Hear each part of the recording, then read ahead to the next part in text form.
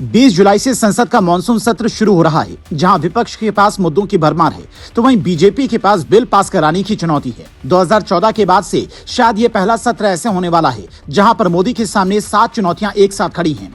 वो विदेश से लौटते ही बड़ी मीटिंग बुला सकते हैं, जहां पर अयोध्या से लेकर अंडमान तक और जंतर मंतर से लेकर कश्मीर तक में चल रहे मुद्दे तक पर नेताओं से बचाव की रणनीति मांग सकते हैं। कॉकरोच जनता पार्टी के प्रदर्शन से लेकर पर्यावरण विरोधी प्रोजेक्ट को बढ़ावा देने के जो आरोप सरकार पर लग रहे हैं, उस पर खूब नारेबाजी हो सकती है, जो संसद के सुचारू रूप से चलने में न सिर्फ समस्या पैदा करेगा बल्कि इसे बार बार स्थगित भी करना पड़ सकता है, जो मोदी सरकार के लिए बिल्कुल भी ठीक नहीं होगा। क्योंकि इस सत्र में बीजेपी हर हाल में 3 टारगेट पूरा करना चाहती है। पहला, परिसीमन बिल पास करवाना, जिसके तहत लोकसभा की सीटों की संख्या 545 से बढ़कर 850 हो जाएगी। राज्यों की सीटें भी बढ़ सकती हैं, पर इसके लिए लोकसभा और राज्यसभा दोनों जगह पर 2/3 बहुमत चाहिए, या फिर उस दिन सांसदों की मौजूदगी कम हो तो काम बन सकता है। जानकार कहते हैं कि परिसीमन बिल चूंकि महिला आरक्षण से भी जुड़ा है, इसीलिए कई विपक्षी पार्टियां भी इसमें मोदी का साथ दे सकती हैं। फिलहाल विशेष बहुमत से एनडीए 41 सीट दूर है। टीएमसी से आए 20 और उद्धव शिवसेना के 6 सांसदों को जोड़ दें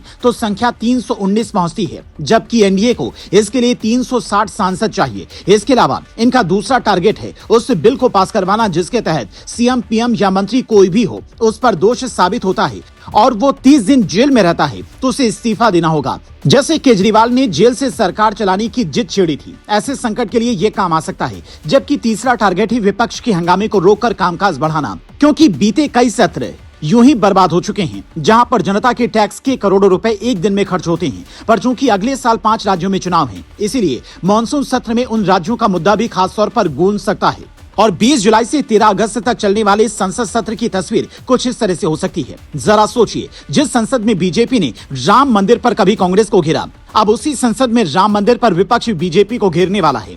संसद की जिस पाठशाला से शिक्षा की नीतियां बनती हैं, उसी संसद में शिक्षा मंत्री के इस्तीफे की मांग जोर पकड़ने वाली है। ऑपरेशन सिंदूर पर अपनी पीठ थपथपाने वाली सरकार शहीदों के नाम पर घिरने वाली है और इंडिया गठबंधन के सांसदों की तोड़फोड़ से लेकर अंडमान निकोबार प्रोजेक्ट तक का मुद्दा सुर्खियों में रहने वाला है, जिस पर विपक्ष के नेता अभी से ही किताब के पन्ने पलटने लगे हैं, जबकि मोदी सरकार के अधिकारी संभावित जवाब तैयारी करने में व्यस्त हैं। क्योंकि मंत्री जो जवाब सदन में देते हैं उसे तैयार अधिकारी ही करते हैं। और इस संसद सत्र में तो विपक्ष के पास में पब्लिक से जुड़े इतने मुद्दे हैं कि अगर वो सरकार को घेरने की सही कोशिश कर पाई तो फिर संसद सत्र में काम कम और हंगामे की तस्वीर ज्यादा दिख सकती है। इस बार आरोप सिर्फ मोदी राज में हुई घटनाओं पर नहीं बल्कि आम जनता को हो रही तकलीफों पर भी है, क्योंकि पेट्रोल में एथेनॉल मिलाए जाने का मुद्दा इस वक्त सबसे ज्यादा सुर्खियों में है। आम जनता को इससे हो रहे नुकसान की तस्वीरें सोशल मीडिया पर वायरल हैं। नितिन गडकरी की भूमिका को लेकर सवाल उठने शुरू हो चुके हैं।